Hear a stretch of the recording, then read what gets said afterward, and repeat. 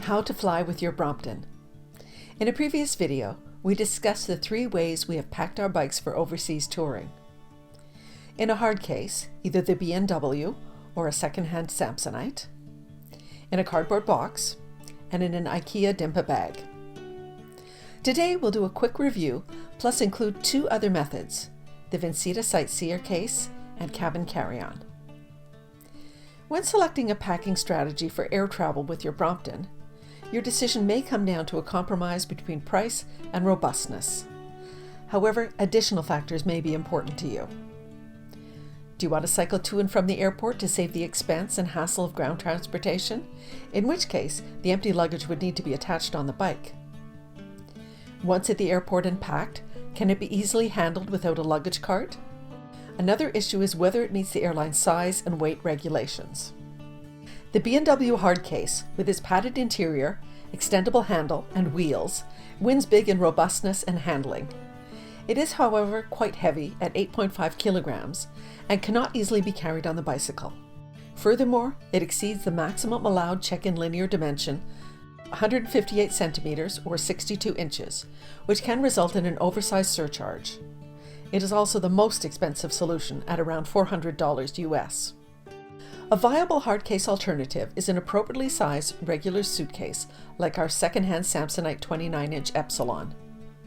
Lighter at 5.7 kilograms, its dimensions are within airline regulations, thus avoiding a surcharge. We paid about $20 for ours. Note that both types of hardcase will require ground transportation to and from the airport, as well as storage at your destination, as they are impractical to cycle with even when empty.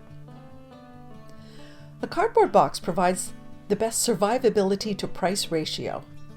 It may be awkward to handle, however, if no luggage carts are available at the airport. Like the hard case, it's not really practical to cycle with, so unless you discard it upon arrival and find or build a new one prior to departure, you'll need ground transportation when leaving the airport and storage for it while cycling. For many years, we've been using Dimpas and folded corrugated plastic sheets to pack our Bromptons. While not as robust as the previous solutions, this setup allows us to start touring directly from the airport, carrying our packing material with us. Dimpas, however, do not provide the level of protection of a cardboard box or a hard case, as this damage to Gilbert's rear rack shows. They can be used as bike covers when using public transport, in Japan for example, but it can be awkward to carry your bike in a closed bag over much of a distance.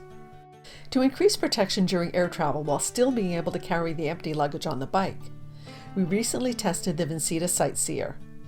Designed specifically for the Brompton, it's within the airline maximum linear dimension to avoid airline surcharges. It weighs 4.2 kilograms empty.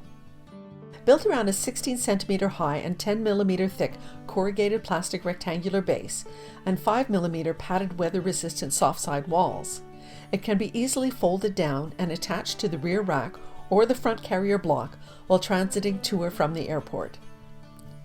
A provided garment bag wraps around a folded bicycle to protect it from side and top impact. Its 3 zippered compartments can store a total of 20 liters of clothing or padding material. It comes with a shoulder strap.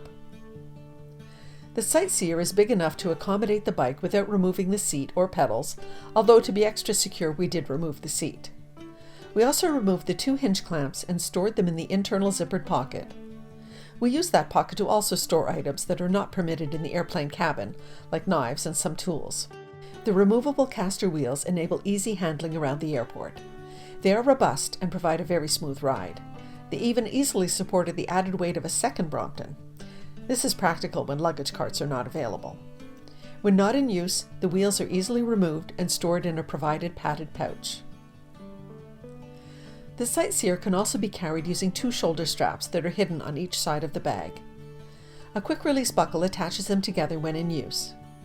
A grab handle is located on one side of the bag to further facilitate handling. The bag closes using 2 heavy-duty YKK zippers, and the load is further secured with 2 compression straps, one of them serving as a padded handle to pull the wheel bag.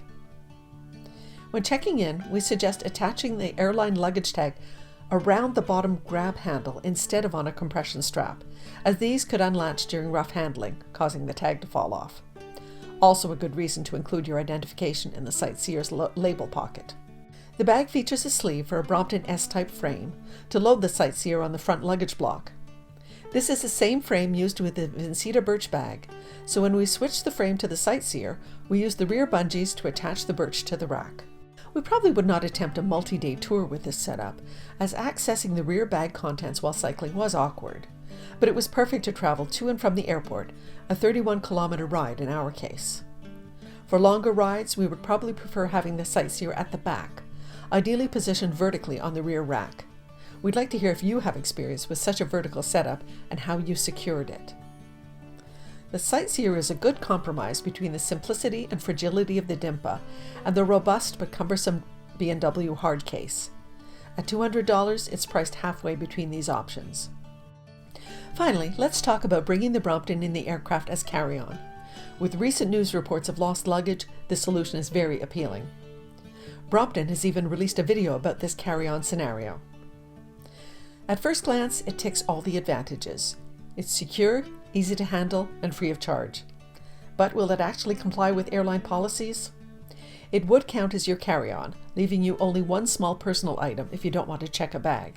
IATA, the International Air Transport Association, recommends a maximum of 56 by 42 by 25 centimeters for carry-on luggage, and many airlines impose even stricter rules.